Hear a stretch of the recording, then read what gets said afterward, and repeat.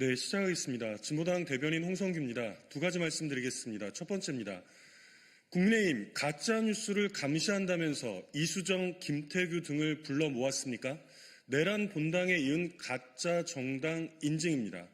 내란 본당 국민의힘에서 이른바 야당 탄압 가짜뉴스 감시 특별위원회라는 것을 꾸려서 어제 첫 회의를 열고서는 국민의힘에 대한 내란 정당 프레임이 가장 심각하고 악랄한 가짜 뉴스라고 주장했습니다. 지나가던 소가 배꼽을 잡고 웃을 일입니다. 이 정도면 가짜 뉴스 감시 특위가 아니라 가짜 뉴스 생성 특위라고 이름부터 다시 바꿔 달아야 하지 않겠습니까? 국민의힘이 내란 본당이라는 것은 재작년 12.3 내란 이후 지난 1년의 과정을 목도한 우리 국민들의 최종 판단입니다. 지금껏 단 한 번이라도 진심 어린 인정과 사과를 한 적도 없지 않습니까? 심지어 장동혁 대표는 얼마 전에도 국회 필리버스터에서 내란 수계 탄핵을 사법적 판단으로 인정하지 않는다는 망언을 되풀이했습니다.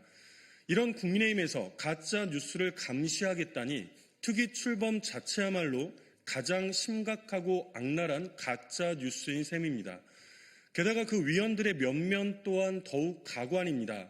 작년 대선 당시 허위사실을 SNS에 올려서 공직선거법 위반으로 재판에 넘겨진 이수정 경기 수원정 당협위원장, 이른바 2인 방통위로 이진숙과 함께 대한민국 방송통신의 공정성을 파탄내는 데 앞장섰던 김태규 전 방통위 부위원장, 내란의 국회 담당자 추경호 전 원내대표의 변호인인 심재동 변호사 등을 두루 모았습니다. 이 정도면 가히 가짜뉴스 생성과 유포에 가장 최적화된 드림팀이라고 해도 과언이 아닙니다. 가짜뉴스 감시가 아닌 가짜 정당 인증입니다. 진짜 민주공화국 대한민국에 가짜 정당은 필요 없습니다. 즉각 해산을 거듭 강력히 명합니다. 두 번째입니다. 발달장애인 전세 사기 피의자를 고집하는 검찰, 이러면서 보안수사 자랑질을 했습니까? 검찰의 맹성, 정령 불가능한 일입니까? 발달장애를 가진 사실이 무시된 채 전세 사기 혐의로 기소된 장애인의 재판을 검찰에서 끝내 강행하고 있습니다. 지난 2024년 6월 전세 사기 혐의로 기소된 피고인은 지적장애 등록을 한 발달장애인임에도 불구하고 경찰과 검찰 수사 과정에서 철저히 무시당했습니다. 당연히 수반되어야 할 진술 보조인의 조력도 생략된 전형적인 부실 수사였던 셈입니다. 여기에 진범으로 의심받았던 이미 또 다른 전세 사기 혐의로 징역형을 받고 복역 중인 남편의 결정적 자백까지 나왔습니다. 그럼에도 검찰은 부실 수사를 인정하지 않고 공소장 변경 등 그 어떤 교정 절차 없이 현재 재판을 고집하고 있는 중입니다. 이런 검찰에 그 무슨 신뢰가 가당키나 하겠습니까?